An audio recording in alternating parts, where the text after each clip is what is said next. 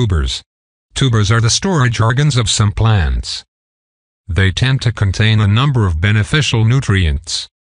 1. Potatoes. Potatoes are loaded with potassium and contain a little bit of almost every nutrient you need, including vitamin C. They'll also keep you full for long periods. One study analyzed 38 foods and found that boiled potatoes were by far the most filling. 2. Sweet potatoes. Sweet potatoes are among the most delicious starchy foods you can eat. They are loaded with antioxidants and all sorts of healthy nutrients.